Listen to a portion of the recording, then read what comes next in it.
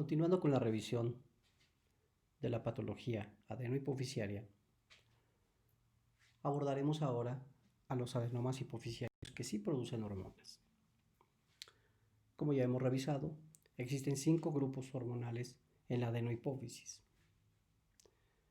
Puede existir un tumor que produzca cada uno de estos grupos hormonales. Entonces, podrán producir prolactina, hormona de crecimiento, ACTH, TSH o bien gonadotropinas. De acuerdo al grupo hormonal del que estemos hablando, se les dará su nombre: prolactinoma, somatotropinoma para hormona de crecimiento, corticotropinoma para ACTH, tirotropinoma para TSH y gonadotropinomas para los tumores que producen LH y FSH. Existen algunos tumores que pueden producir más de un grupo celular, aunque no es lo habitual. El caso más frecuente sin duda es aquellos tumores que producen hormona de crecimiento y también prolactina. El cuadro clínico de cada uno de los excesos hormonales los iremos revisando a lo largo del curso. Comenzaremos pues con acromegalia. Acromegalia, que es la enfermedad debida a un exceso de hormona de crecimiento, puede manifestarse de acuerdo a la edad en 2 formas distintas. El gigantismo, cuando hablamos de jóvenes o niños en quienes su cartílago de crecimiento aún está abierto, o bien la acromegalia como tal en adultos donde este cartílago de crecimiento ya ha sido cerrado, por ende ya no se puede tener un crecimiento longitudinal.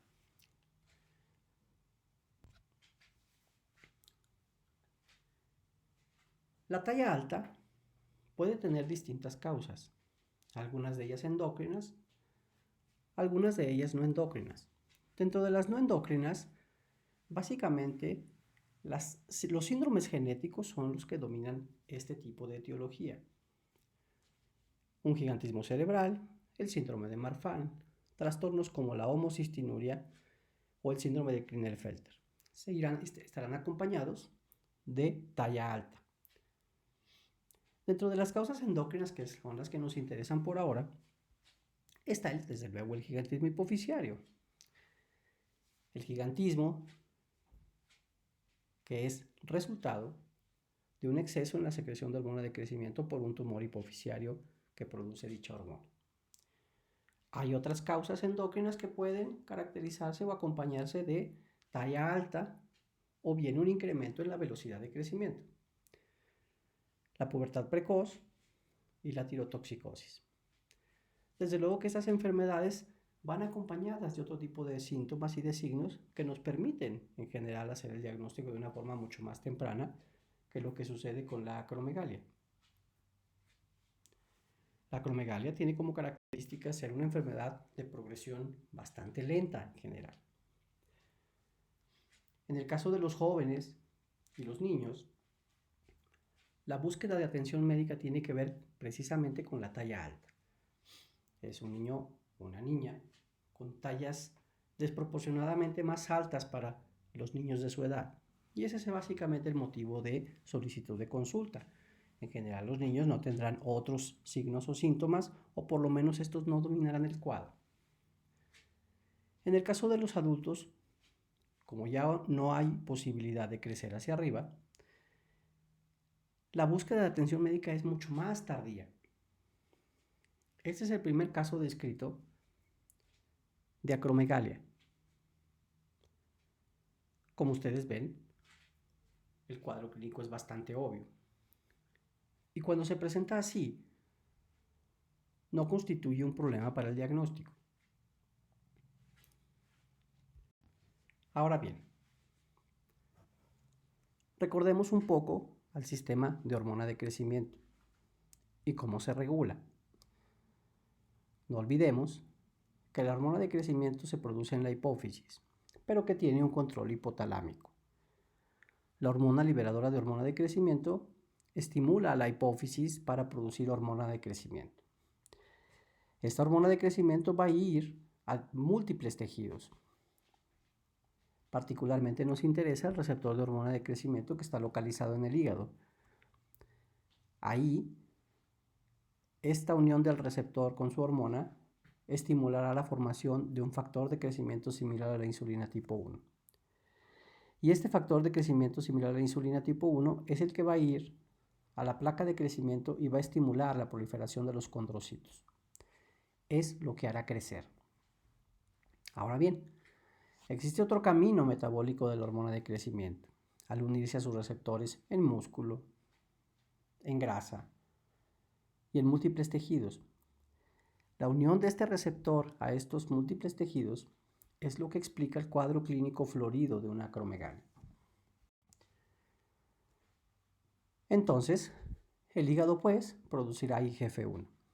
Producirá otras proteínas que son importantes para que el IGF-1 pueda llevar a cabo sus funciones, como la proteína transportadora del IGF-1 y otras subunidades que son necesarias para el buen funcionamiento de este factor.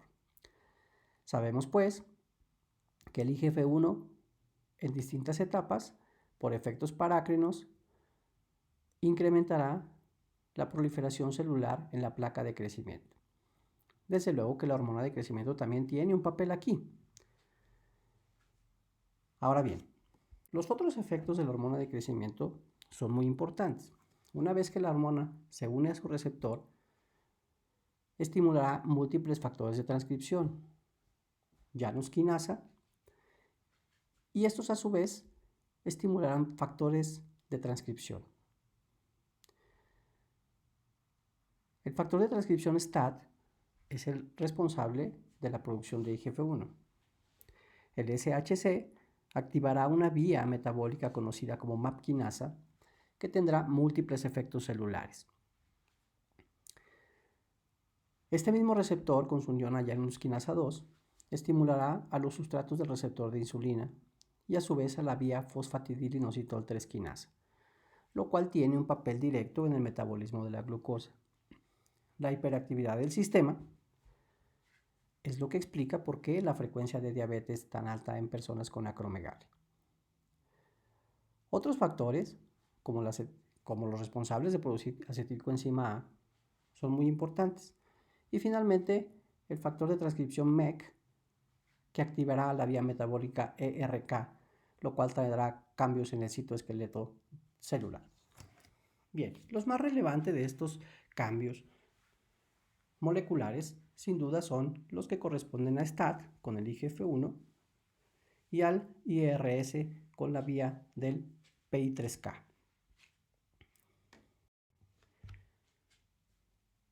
Estos efectos en los distintos tejidos nos permiten comprender pues qué es lo que finalmente la hormona de crecimiento hace en ellos.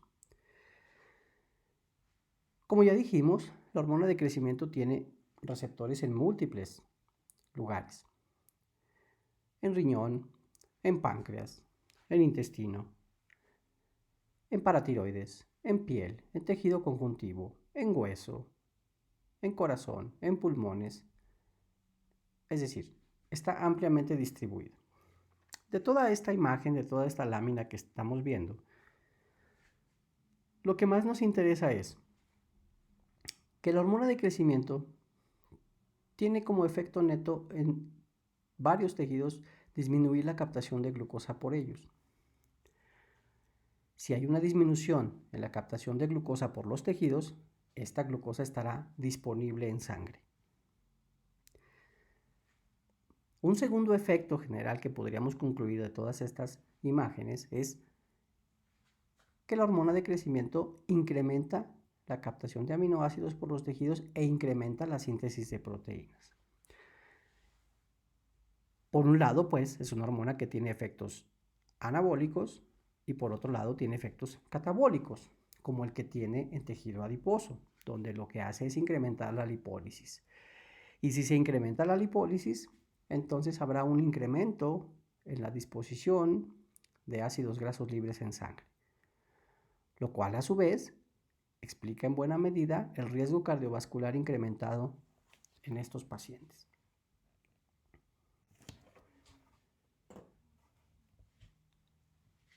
Las manifestaciones clínicas de la acromegalia pueden ser muy variadas. Desde los datos clínicos asociados al tumor propiamente, porque la mayoría de las veces la acromegalia se acompaña de macroadenomas.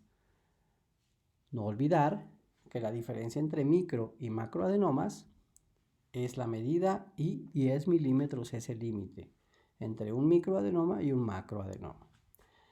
Entonces, muchos pacientes acudirán no porque no tengan signos clínicos, sino que para ellos no ha sido un problema. Entonces, cuando el tumor crece lo suficiente, causará problemas, compresión local, ¿sí? Parálisis de nervios craneales, una cefalea intensa o defectos en el campo visual.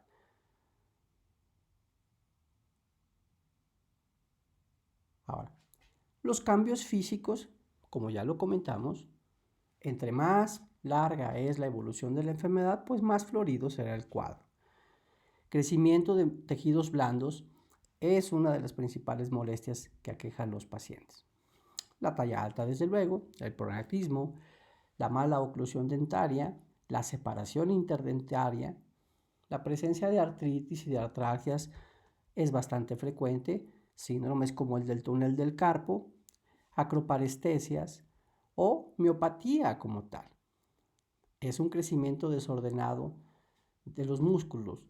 El hecho de que esté grande no significa que funcionen bien.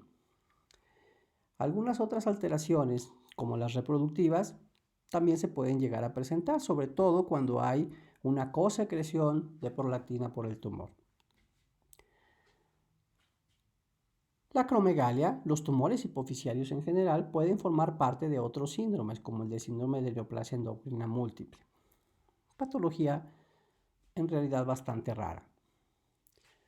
Los efectos metabólicos del exceso de hormona de crecimiento también se manifiestan en los pacientes y es bastante frecuente que ya encontremos alteraciones en los niveles de glucosa. La acanthosis nigricans es un dato también bastante frecuente en ellos. Y la hipertrigliceridemia a nivel de lípidos. Otros datos menores: hiperhidrosis, piel grasa, a nivel de colon la presencia de pólipos con potencial sangrado. A nivel cardiovascular, la cardiomegalia domina el cuadro. Puede haber o no insuficiencia cardíaca como tal, pero la cardiomopatía en general está presente, más allá de que dé síntomas o no. La insuficiencia cardíaca, si se presenta, pues nos hablan de un daño ya bastante severo. Otros datos son los relacionados, por ejemplo, con los trastornos del sueño. La apnea obstructiva por crecimiento desproporcionado de tejidos blandos de faringe es bastante frecuente. Eso obviamente agrava el cuadro general del paciente. El crecimiento de las partes blandas como la lengua, la tiroides, el hígado, las glándulas salivales, el vaso y pues básicamente todos los órganos que tienen receptores con hormona de crecimiento son bastante frecuentes, sobre todo cuando la evolución es larga. Ahora bien, en porcentajes esto podríamos decir que son los principales datos clínicos que el paciente manifiesta cuando llega a la consulta. El crecimiento acral, la sudoración, el cansancio, la visceromegalia, artralgias, intolerancia a carbohidratos, la macroglosia, el síndrome del túnel del carpo, la hipertensión y la hiperglucemia, en ese orden. Entre más larga la evolución, repetimos una vez más florido el cuadro. Imágenes muy variadas, dependerá de la edad, qué tan grande crezca, y dependerá del tiempo de exposición al exceso de hormona, qué tan florido sea el cuadro. Entonces, recapitulando un poco respecto a cómo la hormona de crecimiento produce tanto daño, este esquema explica lo que hace la hormona de crecimiento en relación al tejido graso.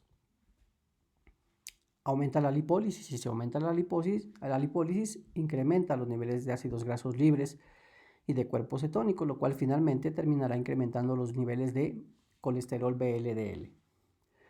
Disminuye la actividad de la lipasa lipoproteica y de la lipasa hepática, las cuales son útiles para depurar la cantidad de triglicéridos.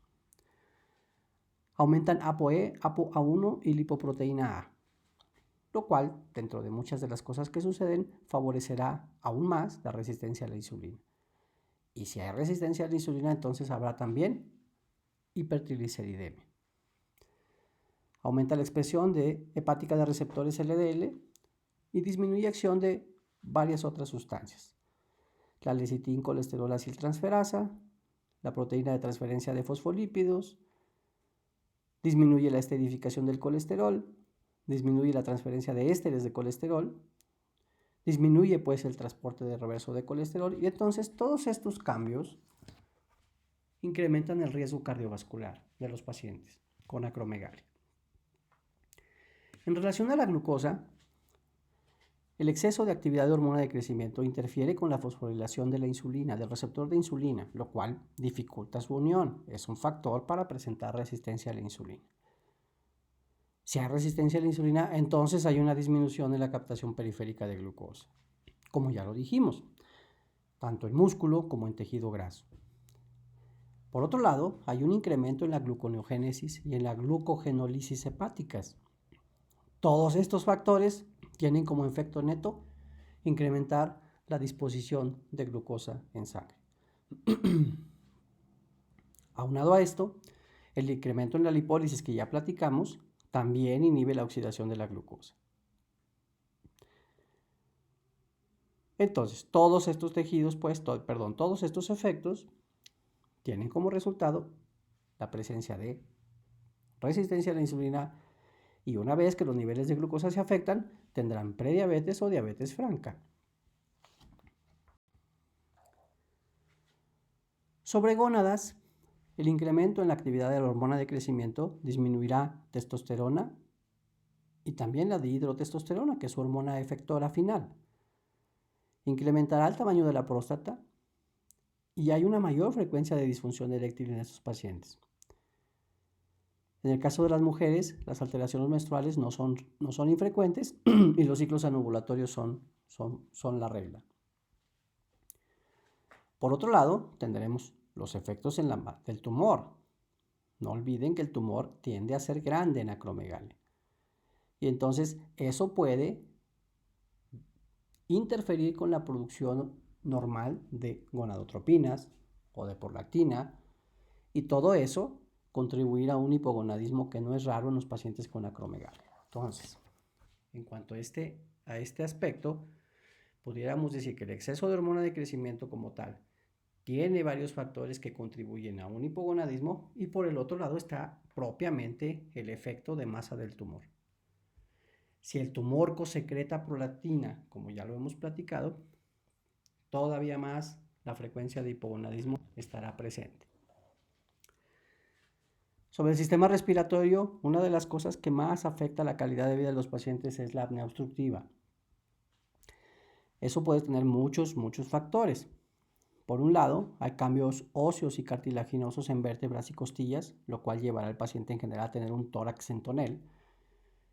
Hay una debilidad de músculos respiratorios porque bien son grandes, pero son disfuncionales. Hay la miopatía que ya habíamos platicado. Y hay una disminución en la capacidad contráctil de estos músculos respiratorios. Todo esto aumenta la capacidad y el volumen pulmonar, pero también incrementan el atrapamiento aéreo. Y hay una disfunción respiratoria progresiva. Todos estos datos, junto con el depósito de distintas sustancias como los glucosaminoglucanos y un aumento en la producción de colágeno en el paladar blando, en la hipofaringe y en la úvula, llevan a todos estos tejidos a ser mucho más voluminosos e incluso estar edematizados. El depósito de grasa abdominal que se presenta en estos pacientes, la disminución en el volumen pulmonar que ya hemos comentado, la disminución de la tensión longitudinal de las vías aéreas, todo esto aumenta la colapsabilidad de las vías aéreas. Todos estos factores, junto con el propio sobrepeso, un incremento en la circunferencia del cuello y una acumulación de grasa en la faringe, todos estos factores llevan como efecto neto final a una obstrucción faríngea. Y entonces son pacientes roncadores con unas apneas obstructivas que pueden llegar a ser bastante intensas. Eso tiene repercusiones de manera general. Son pacientes que están siempre cansados, agotados, fatigados, que se pueden quedar dormidos en el día. Y aunque duermen en la noche, finalmente su sueño no es reparador. La principal causa de mortalidad de los pacientes con acromegalia es las enfermedades cardiovasculares. El exceso de hormona de crecimiento a nivel cardiovascular tiene múltiples efectos. El IGF-1 incrementa el número de sarcómeros, lo cual aumenta el crecimiento y la contractilidad cardíacos, desde luego en un principio. Como este crecimiento es desproporcionado y sin control, hay una hipertrofia miocárdica del septo interventricular y de la pared posterior del ventrículo izquierdo. Todo esto nos llevará finalmente a una disfunción diastólica. El paciente empieza a tener disnea, la cual no solo será de origen cardíaco, como ya platicamos, también respiratorio. Por otro lado, aumenta la retención de agua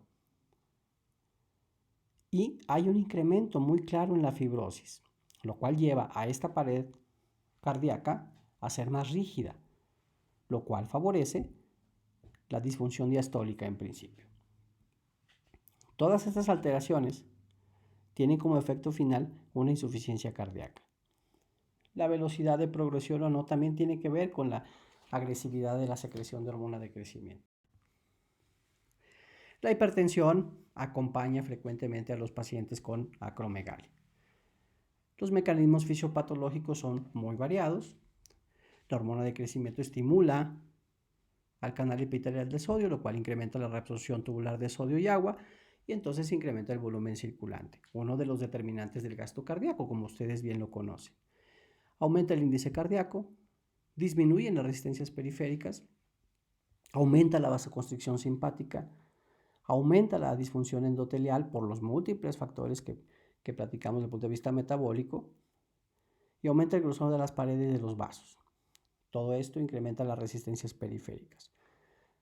Entonces, todos estos son factores que contribuyen, junto con la resistencia a la insulina, la hiperactividad del sistema renina-angiotensina-aldosterona, para que se presente hipertensión en estos pacientes. Y finalmente, los efectos sobre la función renal del exceso de hormona de crecimiento también son muy variados. Hay una hipertrofia renal, lo cual la lleva a una hipertrofia del glomérulo, y finalmente favorece la glomeruloesclerosis. Como ya dijimos, hay una disminución en las resistencias vasculares, pero hay un incremento en la perfusión glomerular. Incrementa la filtración pues a este nivel, y esto incrementa la excreción de albúmina. Entonces la microalbuminuria, que es bien conocida como un factor de riesgo cardiovascular independiente, es frecuente en los pacientes con acromegalia. Hay un incremento en la absorción del fosfato intestinal y hay un aumento en el umbral de reabsorción de fosfato. El efecto neto de esto es una hiperfosfatemia. Y hay finalmente un aumento en la absorción intestinal de calcio. Hay un incremento en el recambio óseo, lo cual lleva finalmente a hipercalcemia e hipercalciuria. Todos estos factores renales finalmente incrementan el riesgo cardiovascular.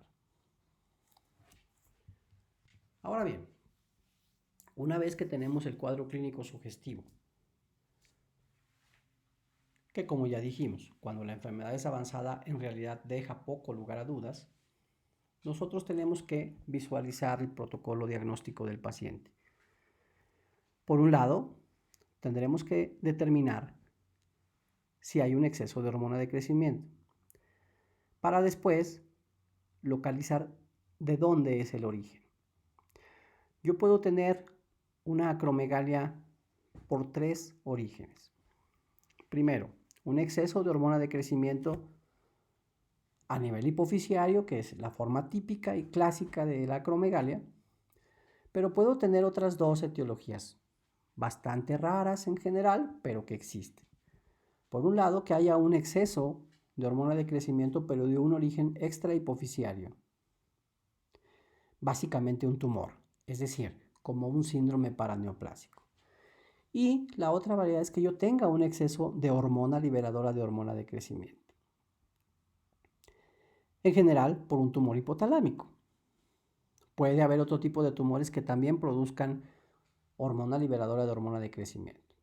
En cualquiera de los tres casos, el efecto final es acromegalia, aunque hay que ver si el origen es un tumor que no sea hipofisiario, es decir, que pueda estar en cualquier otro lado, pues también tendrán los pacientes los datos clínicos del tumor, sobre todo si es un maligno que se pueda comportar con actividad metastásica. Entonces, ¿puedo tener acromegalia? Pues, por un tumor hipofisiario que produce hormona de crecimiento, por un tumor extra hipofisiario que produce o bien hormona de crecimiento o bien hormona liberadora de hormona de crecimiento. Bien, el camino diagnóstico de la acromegalia es bastante claro y si bien ha tenido algunas modificaciones en el último tiempo, las modificaciones no tienen tanto que ver con el diagnóstico, sino con las metas de control. Si yo tengo un paciente con datos clínicos de acromegalia, mi primer paso será medir los niveles de IGF-1. Si los niveles de IGF-1 son normales para la edad y para el sexo, porque así están especificados, el laboratorio donde ustedes envíen a medir IGF-1 debe entregarles un resultado de acuerdo a edad. Entonces, si los resultados son normales, nosotros excluimos actividad de la acromegalia. ¿Sí?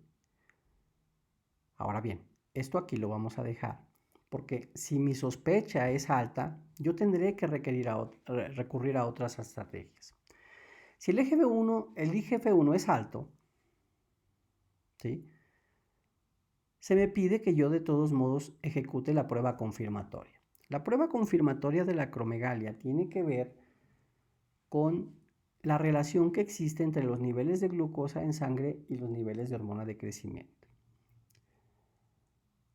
El efecto fisiológico de la hiperglucemia sobre la hormona de crecimiento es supresión.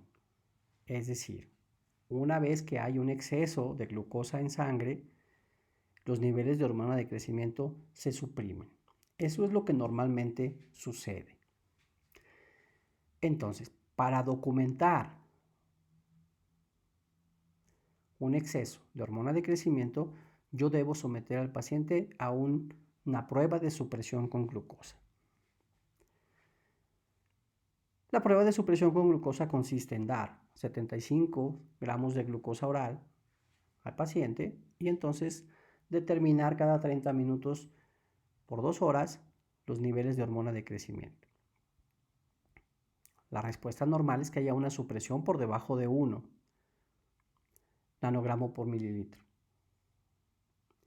Si esto no sucede así, entonces nosotros confirmamos la hipersecreción de hormona de crecimiento. Una vez hecho eso, entonces nosotros vamos a ir a localizar la fuente de exceso de hormona de crecimiento. Con mucho, el lugar más frecuente es la hipófisis. Por eso la sugerencia es muy clara, es medir, ver a través de resonancia magnética, que es el estudio de elección, la hipófisis.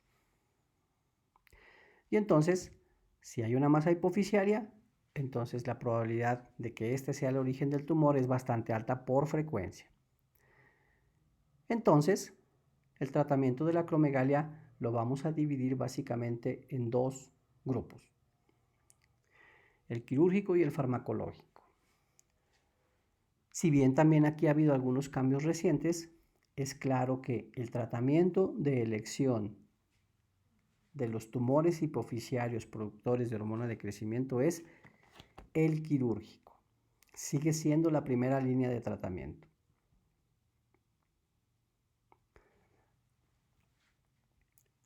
Desde el punto de vista farmacológico, la herramienta son los análogos de somatostatina. Como ustedes recuerdan, los análogos de somatostatina son fármacos que tienen el efecto similar a la somatostatina, es decir, inhibidor. Si por alguna razón nosotros no encontramos una imagen de tumor a nivel de la hipófisis, entonces tendremos que pensar en que el origen es otro.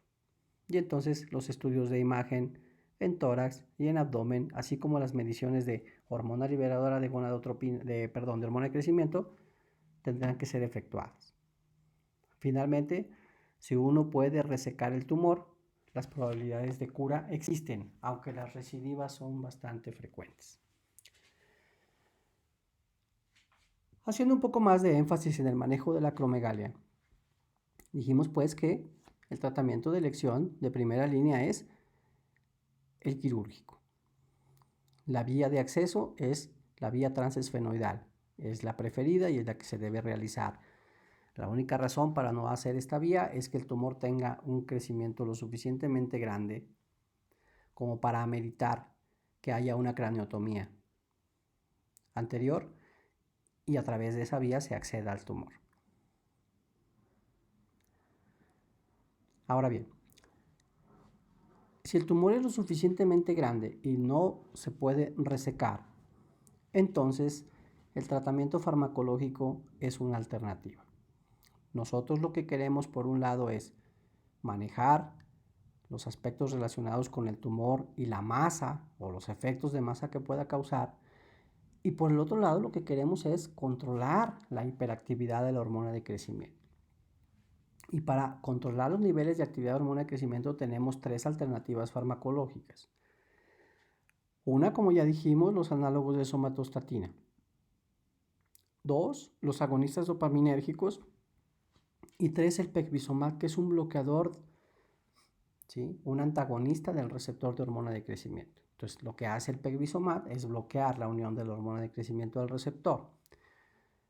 Lo que hacen los agonistas dopaminérgicos y lo que hacen los análogos de somatostatina es bloquear la liberación de hormona de crecimiento por el tumor. Desde el punto de vista práctico, la cirugía es el primer nivel. Muchas veces lo que hacemos también es dar un ciclo de tratamiento con análogos de somatostatina, que son los más utilizados, básicamente octreotide de liberación prolongada, que es el que más se utiliza, aunque hay uno de relativamente reciente inicio, o desarrollo, mejor dicho, que es el lanreotide. Estos dos son los principalmente utilizados para el tratamiento de la acromegalia. Las recidivas son frecuentes y el control de la enfermedad debe ser llevado con minuciosidad. Durante el transcurso del tiempo, un IGF-1 y eventualmente las cargas de glucosa para valorar que siga suprimida la liberación de hormona de crecimiento son las dos principales herramientas para el seguimiento de estos pacientes. El pronóstico de ellos dependerá mucho de cuántas complicaciones estén ya desarrolladas una vez que se hizo el diagnóstico y se logró el control de la enfermedad. Una última alternativa en algunos pacientes es radioterapia. Cuando hay un fracaso a los fármacos, cuando hay una irresecabilidad del tumor, la radioterapia pudiera ser una opción. Aquí, obviamente, no solo se destruirán las células del tumor que produce hormona de crecimiento, sino que también el resto de las células normales terminarán siendo destruidas. Entonces el hipopituitarismo es algo que se desarrollará. La gran desventaja de esta alternativa pues es que finalmente no tiene un inicio de actividad inmediato. Es decir, el efecto de la radioterapia puede tardar 2 o 3 años o incluso más. Lo cual nos sigue poniendo en el problema de que tenemos una hiperactividad de la hormona de crecimiento y una progresión de las complicaciones que el paciente ya tiene. Hasta aquí pues el tema de acromegalia. Y ahora abordemos los tumores que producen prolactina. La prolactina es una hormona que tiene una utilidad muy concreta, que es la producción de leche. Es la principal función de la prolactina.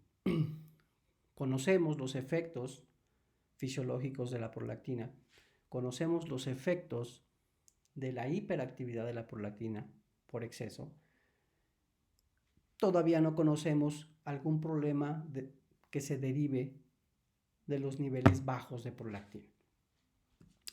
Entonces, la función de la prolactina es básicamente la lactancia.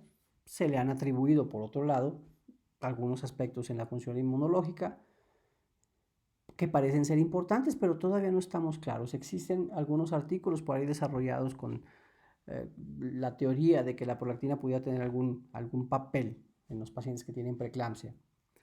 Habrá que ver si eso llega a alguna conclusión. Esta imagen ya la habíamos presentado y básicamente me quiero centrar en el asunto de la regulación de la prolactina. Habíamos hecho mucho énfasis en el hecho de que la prolactina no tiene un sistema de regulación como lo tiene el resto de los ejes hipotálamo hipofisiarios.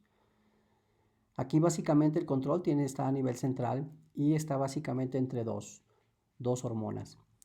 Entre la dopamina como principal factor inhibidor y entre la TRH como principal factor liberador.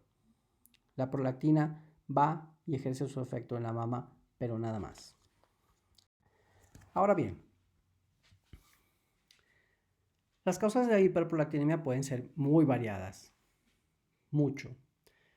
De hecho, la causa más frecuente de hiperprolactinemia no tiene que ver con los tumores. Hay causas fisiológicas y hay causas patológicas. Dentro de las causas fisiológicas de hiperprolactinemia están, pues, desde luego el embarazo, desde luego la lactancia, pero también hay otras como el estrés, el sueño, el coito y el ejercicio. Todos ellos pueden causar hiperprolactinemia. En general, pues no tendrá un impacto orgánico importante. Dependerá del tiempo y la evolución. Desde luego que la lactancia pues sí, porque pues no es que tenga un efecto, sino que de eso se trata. Ahora bien, en cuanto a enfermedades se refieren, como ustedes ven en la presente lámina, las causas son muy variadas. Puede haber causas relacionadas con el hipotálamo o con el tallo hipotálamo hipofisiario. Es decir, si ustedes recuerdan la conexión entre hipotálamo e hipófisis, tiene que ver con el tallo hipofisiario y con todas las estructuras que transcurren por ahí. Dentro de las muchas estructuras que transcurren por ahí está la vía dopaminérgica. Y ya dijimos que la vía dopaminérgica es la vía inhibitoria. Entonces, si existe alguna lesión del tallo hipofisiario, por ejemplo, por un tumor, que puede ser de distintas características, desde craneofaringiomas, granulomas, germinomas, quistes en la bolsa de Rathke, irradiación o traumas, cualquiera de esas situaciones que altere la anatomía normal del tallo hipofisiario terminará en una hiperprolactinemia. Las causas hipofisiarias, bueno, prolactinoma, cuando cosecreta hormona de crecimiento, un macroadenoma hipofisiario, pero ya no solo porque el tumor produzca prolactina, sino porque interfiera con el tallo hipofisiario. Si el tumor es grande, el paciente frecuentemente tendrá hiperprolactinemia, aunque el tumor no produzca prolactina. Hipofisitis, macroprolactinemia, que ahorita abordaremos un poquito eso de la macroprolactinemia. Hay otras alteraciones sistémicas que también se acompañan frecuentemente de hiperprolactinemia. El síndrome de ovario poliquístico no es infrecuente que se acompañe de hiperprolactinemia. La insuficiencia renal crónica por problemas en la depuración, la cirrosis, la pseudociesis, las crisis convulsivas y muchas otras causas de hiperprolactinemia. Antes de seguir con esto, hay que hacer énfasis en estos dos aspectos que les planteo aquí. Resulta que un paciente o una paciente es igual para ambos sexos, puede tener prolactinas muy elevadas y no tener prácticamente ningún impacto orgánico. ¿Eso es posible? Sí. Y por el otro lado, puede tener un paciente con prolactinas normales y tener un cuadro franco de galactorrea con amenorrea, es decir, datos de hiperprolactinemia. Estas dos situaciones hay que tenerlas muy en cuenta cuando uno mide los niveles de prolactina. Por un lado, cuando los niveles de prolactina son muy elevados, saturan el reactivo con el que se mide, de tal manera que nos da una falsa medición baja. Esto es lo que sucede en los pacientes con prolactinas que se reportan como normales, pero con un cuadro franco de hiperprolactinemia. Para resolver este asunto, a lo que se denomina como efecto Hooke, uno lo que tiene que solicitar son diluciones. Una vez que se diluye la muestra, entonces el reactivo es capaz de medir de manera mucho más correcta los niveles reales de prolactina. Y entonces se descubre finalmente la hiperprolactinemia que el paciente tiene. Por el otro lado, puedo tener pacientes con niveles muy altos de prolactina sin manifestación clínica alguna. Ahí lo más probable es que estemos frente a lo que se conoce como macroprolactinemia. Hay distintas prolactinas en el organismo. La hipófisis produce distintas prolactinas. Y cuando decimos distintas nos referimos a que tienen diferente tamaño molecular. Bien, la macroprolactinemia es un exceso de macroprolactina. La característica de la macroprolactina es que no tiene un efecto biológico. Se puede solicitar específicamente la medición de macroprolactina si este es el caso. Y esto nos lo confirmará. Entonces será importante hacer énfasis en estas dos situaciones. Bien, hablando específicamente pues ya de prolactinomas, los datos clínicos como con los otros tumores hipoficiarios tendrán que ver con dos cosas. Por un lado, los signos y síntomas asociados al tumor propiamente, y por el otro lado, los signos y síntomas asociados con el exceso de prolactina. Entonces el paciente podrá presentarse con anormalidades visuales, con visión borrosa si es que está en un cuadro agudo, de apoplejía, por ejemplo, síntomas de hipopituitarismo, cefaleas, parálisis craneales, apoplejía hipoficiaria, convulsiones, si está obstructivo, pues hidrocefalia, en fin.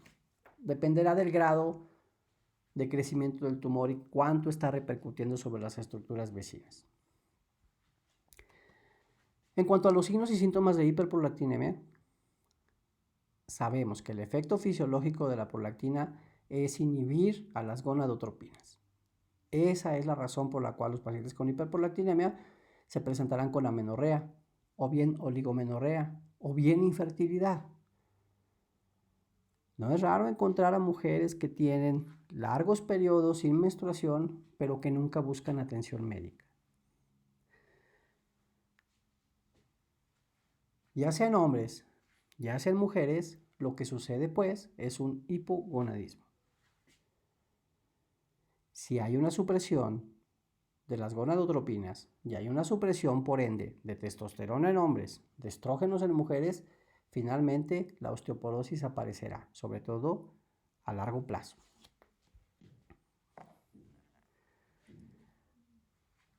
¿Qué tan frecuentes son los datos? La verdad es que esto es bastante variable de paciente a paciente y de país a país y de acuerdo a la serie que uno revise. La cefalea, para que se presente, en realidad necesita ir acompañada de un tumor grande.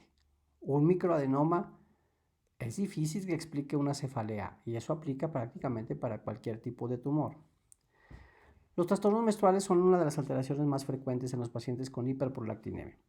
La galactorrea le sigue. No todos los pacientes tienen galactorrea aunque tengan prolactinas altas. Los trastornos visuales, 26%, en esta serie, afortunadamente no todos, menos de la mitad. Disfunción eréctil y la infertilidad y el hipopituitarismo. Entonces, como ustedes ven, los síntomas básicamente que nos pueden orientar a nosotros a medir esto es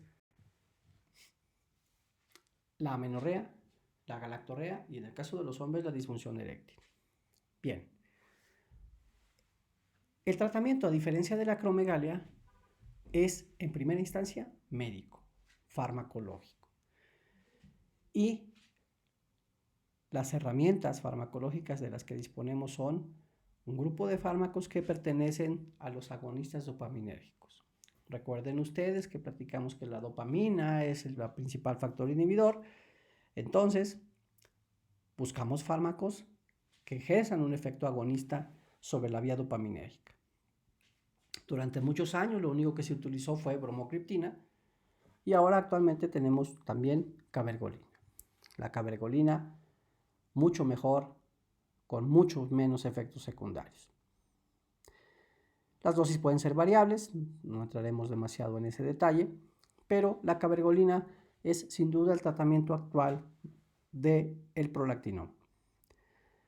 Hay que tener de todos modos cuidados con los efectos adversos que pueden presentarse, náusea, hipotensión, vasoespasmo, sobre todo en las primeras dosis. Por eso una sugerencia general es decirle a los pacientes que se la tomen en la noche. Hay múltiples reportes relacionados con los efectos a nivel cardíaco de la utilización a largo plazo de estos fármacos. Se ha documentado una regurgitación mitral. En realidad no está muy claro qué factores de riesgo son los que se presentan en los pacientes que los pueden llevar a este tipo de alteraciones. El fármaco parece ser bastante seguro, incluso a largo plazo.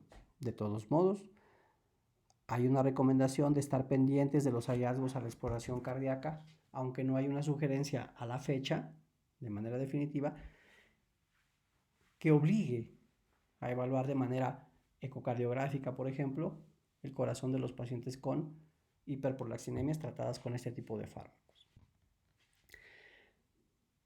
En realidad los fármacos son bastante útiles, ¿sí? En la imagen de la izquierda, donde dice antes de cabergolina, hay un microadenoma hipoficiario muy cercano a la carótida, lo señalaremos en clase, y después de la cabergolina prácticamente el tumor desaparece. El fármaco es bastante efectivo. Entonces, primero lo que hay que hacer es, la hiperprolactinemia hay que protocolizarla y hay que excluir las otras causas. Y dentro de las otras causas que no hemos platicado, sin duda la más frecuente son los fármacos.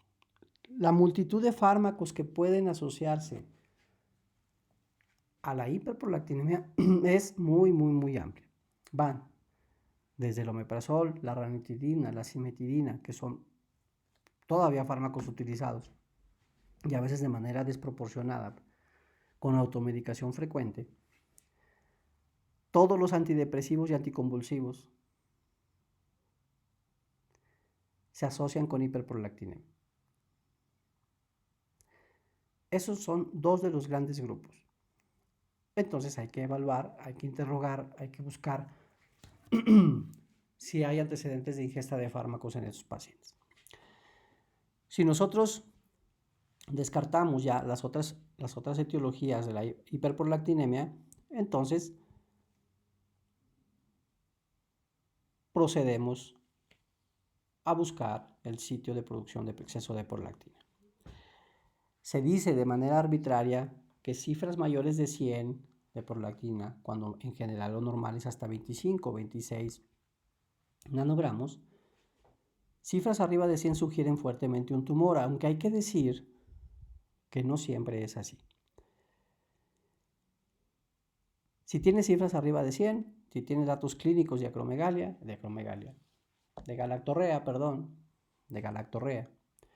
de amenorrea, es decir, si tiene un cuadro clínico florido, sí la posibilidad de tener un prolactinoma es bastante alta. Aquí, otra vez, lo que se sugiere es resonancia magnética de hipófisis. Hay que ir a buscarlo ahí. Ya que sea un micro o un macroadenoma, en general el tratamiento para ambos es farmacológico. La única razón para operar a un paciente con prolactinoma es que ya tenga alteraciones en el campo visual. Si tiene alteraciones en el campo visual, entonces sí el tratamiento quirúrgico es lo indicado.